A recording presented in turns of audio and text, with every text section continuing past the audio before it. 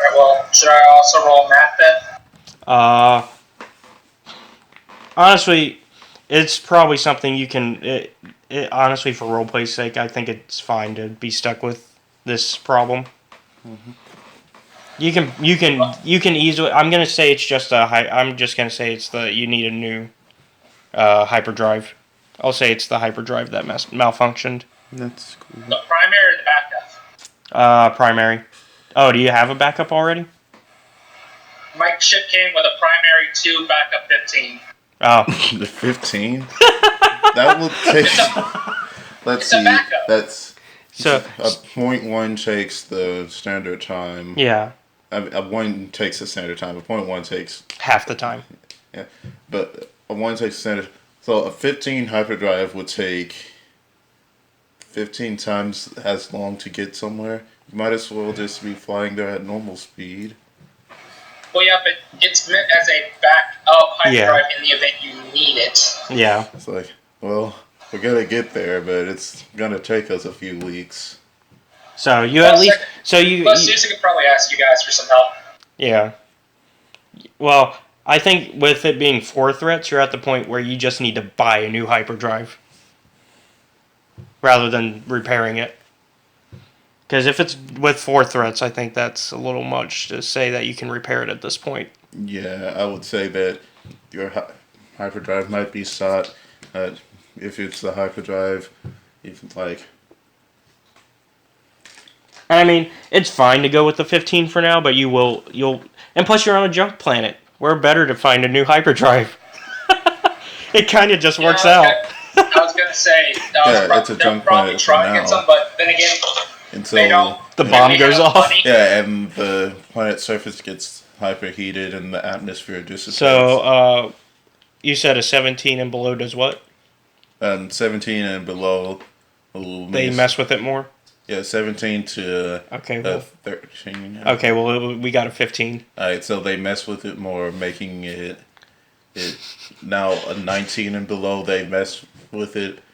And a 15 and below, it goes off. Well, it starts to go off. It starts to go off. And a 10 below, it actually goes off right then and there. 5 below, it goes off perfectly. 5? Okay, so... Perfect 5! Alright, so you've seen what the deflation bomb does in Spore, right? Yeah. And that happens over the course of a few hours. This is like a second. Maybe a minute. No, this, like, going off perfectly means that it's going to work within the confines of this, so it's going to start pumping out gases that are going to cause... It's a good thing they stayed in the atmosphere. The atmosphere is going to... Well, this is going to take a while because this is still prototype. It's not perfect. So it's going to take maybe like a couple of days before the atmosphere should completely dissipate and the planet should start superheating. But it's going to happen. So is this something that's a pre-version of Project... the Palpatine's backup plan for things going? Oh yeah, from the Battlefront. Well, it's also from the comics as well. Yeah, this is probably an early prototype of it. Yeah. This is before you could try to set it up as a satellite. It's like, well, we have though it would make this easier. Lasers, giant lasers shooting down on the planet. So is that something we could detect while we're up in space? You wouldn't notice it over a few hours. The atmosphere would start thinning, so it would look. The planet's surface would start looking less hazy. Less hazy? Yeah. Yeah. Because when you look down at a planet, there's film. Like the water on the planet would start looking less as blue.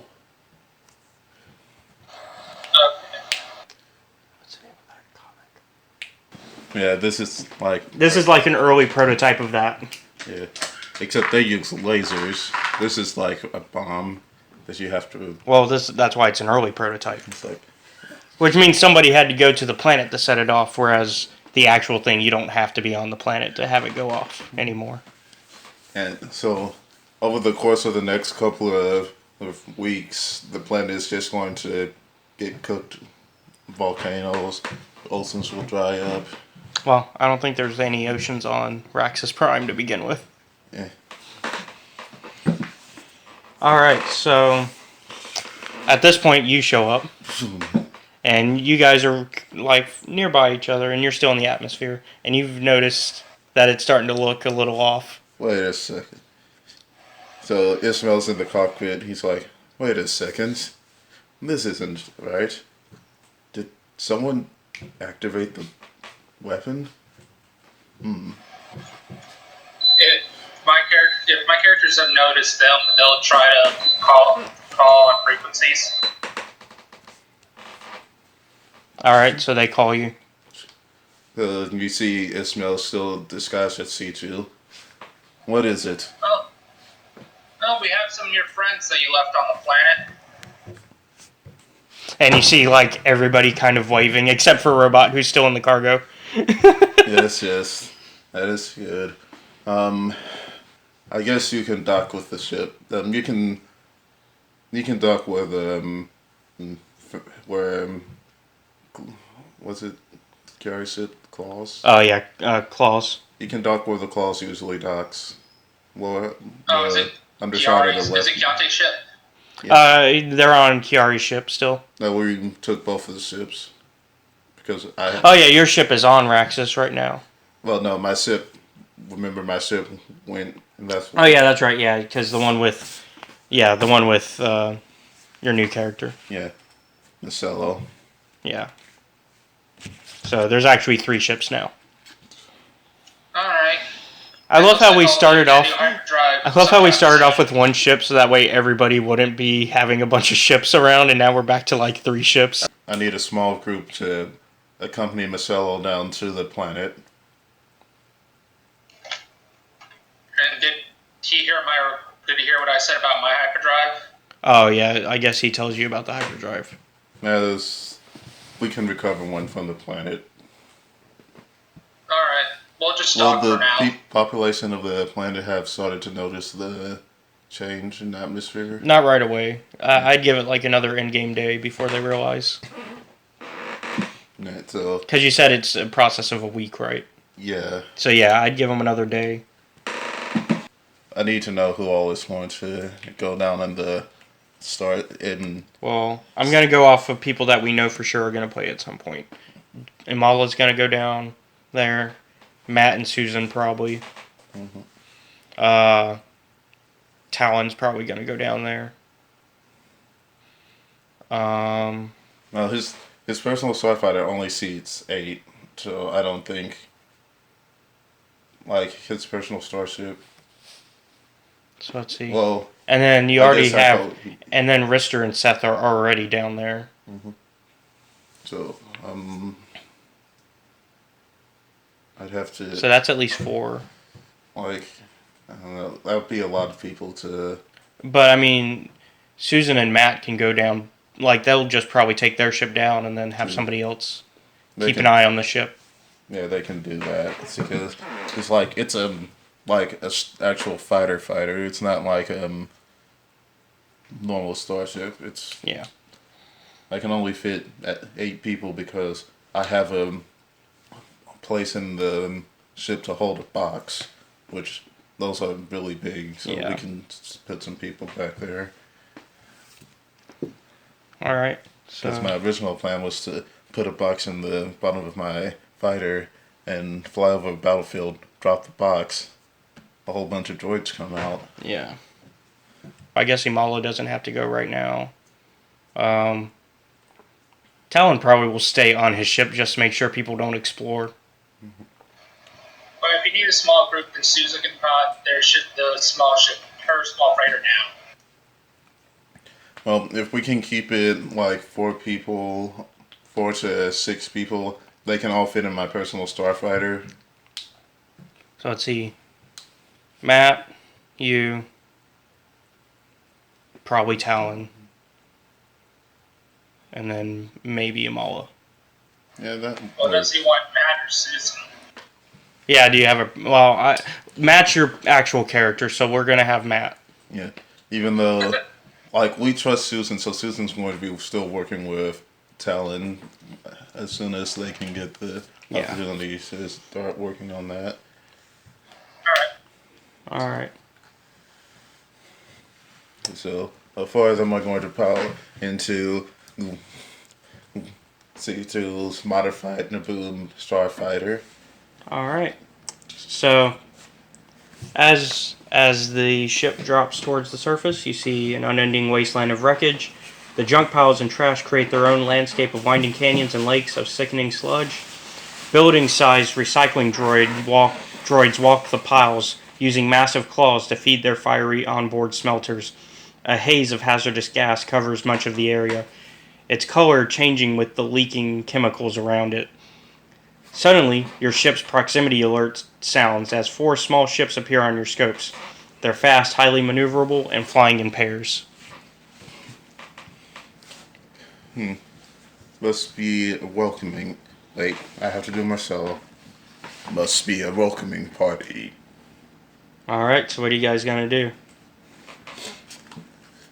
Hailing frequencies. Does the fighter have guns? Does the fighter have guns? Let's say it has guns. I put basically the best guns I could on that small fighter. Alright. So, who's gonna pilot and who's gonna take guns? Well, obviously, Marcelo is going to pilot. Alright. And Like, I'm going. And it sounds like Matt was volunteering for guns. I get this. We will not fire on them. We must first hear their request. Very well, but I'd like to be prepared. Hailing frequencies. This is the Empire. We are tracking you from your last known location of Cholgana. Why are you tracking this vessel? You were on the planet of Cholgana and escaped from Imperial justice. I did no such thing. We are going to take you in now. Under whose authority? The Emperor's.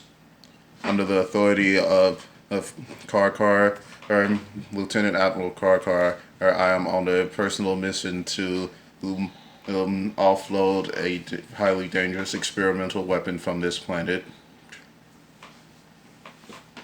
We have also identified the weapon as having already gone off. That is unfortunate. We still must remove it, otherwise its technology could fall into less reputable hands. We'll send one of our own down there. This is our research and development mission. Also, Karkar needs to be placed under arrest for evading taxes. We apologize, but that due to his recent exploits, he is in the process of getting all the tax information worked out. If you will simply wait a mere 6 hours, there's the ship carrying Karkar and the research development department. Darn it, what did I name the ship? The one you're on right now? Oh, the Tenebris. Oh, the Tenebris. Yeah, the big ship. Yeah, the Tenebris should be here momentarily. Do they know to go here now? Yeah, as soon as they got there, they would turn around and follow the new signal? yeah. Let's see. And You're within medium range right now. I would like to use a light side point to have the Tenebris show up immediately. Like right after they fire? Yes. Oh, I have to re-roll. I forgot to take one of the dice out, and they still got the same roll. What's their silhouette? They're TIE fighters, right? Yeah, they're 3s. So that's the same as this ship. So, and I think the armor was 6. So what would that be? Well, armor count. I usually count that the same way I do, like with the way we. Well, not as soak, but as the defenses. Although armor really is more like soak, but honestly, soak and defenses kind of work the same way. Defenses is just something you can build up with better actual equipment, whereas soak is a built-in thing. Too bad I didn't have my shields up yet. Shields up! I probably said it back, but I didn't want to look like I was... Suspicious? Yeah. No, I got you. So wait, are they firing on us? Yeah. Let me actually move that light point over to where it is now. And then let's see. They actually managed to. I think they critted. Yeah, they did. Alright. And they get to fire again because actually no, this one's just one. This is not a duel. Failure on their part. So 12, 13, 14. And you said your defenses were, your armor was 6. Mm-hmm. And then let's see where they aimed at. Your aft. What's your aft? I don't know anything about that. I just did base stats. Oh, okay. Well, what's the ship? It's a Naboo fighter that's been retrofitted with a hyperdrive. Well, honestly, for the most part, Shielding. they tell you that stuff unless you designed it yourself. I designed it myself. I didn't really... Come up, okay. You didn't grab it from any source material? Mm-mm. We can look at what the source material says. Naboo Now, fighter. defense for the app for the basic Naboo fighter Mm-hmm. is a 1. Okay, so you at least get an extra defense there. Yeah. Of course, this is the N1 Royal Naboo Starfighter, but even my freighter has a 1 in the fore, 1 in the aft, so most ships have that. Alright, so thankfully, from the first Starfighter, you only take 7 damage. Right. And at this point, as the other 3 are preparing to fire also, that's when The Tenebrous shows up. And it just kind of goes like right in between you guys. Alright. Okay. There's one thing. So everyone in the Empire knows C2 as Car Minx, Mm-hmm. but the party doesn't know that's his actual name. Yeah. Also, you guys have to make a piloting check. Space. Space is 2 yellow, 4 green.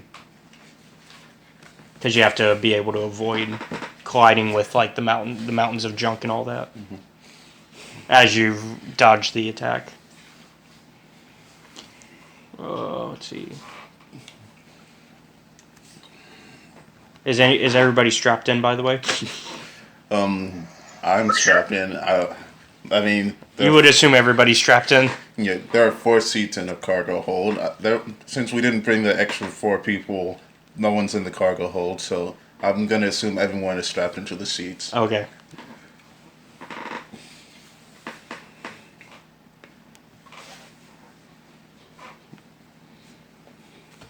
And you managed to succeed. You are good. Alright, so the Black Star dives down into the atmosphere just as the Tenebrous appears behind it. Yep. Almost as if this encounter was timed. Alright. So, Tenebrous shows up. Go ahead and speak for your officers, I guess. This is Lieutenant and what did I name him? Corbin? Yeah, Lieutenant Corbin and other Tenebrous. I have been hereby authorized to shoot at any and all hostiles that attempt to delay the Research and Development Department's actions. And we have been given orders to fire upon anybody that is working with Car. Do you think you can take down the Star Destroyer with those things? Probably not. I would suggest that it would be more pertinent for you to keep your lives than to, go after the one minor offender. as all of his actions have been towards the glory of the Empire, Well, we are just following the orders. and we are following our orders. Now, I believe that Lieutenant Admiral outranks any ISB agent. Our orders actually come from Bellic. Who? And one of the underlings who like was at one point part of like all the spies operation on your ship, because there's at least one person on there I would assume that would know the name. Yeah. They kind of just walk over to the lieutenant and they're like, whisper, whisper, and they explain who he is and how terrifying this man is and all that, and how high ranked he is.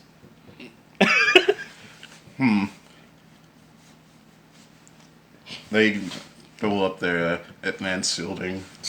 prepare for combat. All hands to battle stations. We're going into combat. Prepare the ion cannons and prepare the railguns. And the guy that you were previously talking to, like the TIE fighter pilot's like, this will be seen as treason to Spy Master Bellic. This will be seen as treason to the Imperial Navy. And they just hang up, and conversation was getting nowhere anyways. Honestly speaking, this Spy Master, that's not really... But he's more than just the Spy Master. He's got his fingers and everything. Yeah, and like that's a parallel rank to It is. Lieutenant Admiral. There's Well, it depends on Bellic, well, because of who he is, he's got a little bit more. but Because remember, we've described him as being like almost equal to Vader. yeah, but Vader doesn't have A rank. Well, if you were to place him at a rank, he's at Admiral level. Yeah. But he got knocked down recently to Yeah. like not even Lieutenant Admiral level. Bellic is kind of in trouble, though, also because of the whole thing that went down with Rogue One. To be fair, because that would be under the Spy Master's jurisdiction to make sure that didn't happen. Yeah. Research and development is kind of in the graces of the Emperor right now because of the whole replacing Vader thing. Yeah. It's pretty close. Like this is a close thing that honestly anybody could be on paper. This is like you can't really call one person out without having to call out the other person. This is kind of a unilateral. Everybody kind of messed up. Sorry. Palpatine's just like, well, let's see who messed up. They messed up. They messed up. They messed up. I just have to blame everybody. I feel like I am surrounded by imbeciles everywhere. And honestly, if anything, the blame would have went to Tarkin if he wasn't dead. Oh yeah, because this is all Tarkin's jurisdiction, and they'd never appoint anyone after him. Yeah, so, and since he's dead, they don't really put the blame on him because they can't punish him. Yeah, all the person that's supposed to be in charge of all this stuff kind of... Well, because there were two people that were in charge, and one died because Krennic was initially in charge. He died, and so they put Tarkin in charge. And then he died, and they were like, well, the project's gone anyways, so there's no point in appointing somebody else in that place. And we can't blame a dead man, so I guess we'll just blame everybody. And in a way, I guess everybody got demoted. Yeah, after this, C2's rank, he probably will get knocked down, and they will probably appoint someone else as the head of the Tenebrous. And I get, well, I mean, C2's dead, so yeah, they would probably just be like, well, they'd probably Tarkin it and be like, well, we can't really blame him. He's dead. But we do have to put somebody in charge of the operation since the ship is still around. And they probably won't put, to be fair, they won't put Eggy in charge. No, Eggy isn't part of it. Yeah. It's Ismail that would have taken charge. Okay. Yeah. You sure there wasn't some upstart on the Tenebrous that would be next in line? There is one guy. There's another. He's not a Nautilin. He was another one of those aquatic races. Well, we got the. It wasn't a Mon Calamari. It was the. Is it another race from Mon Calamari? Yeah. Oh, it's the Quarren then. The core.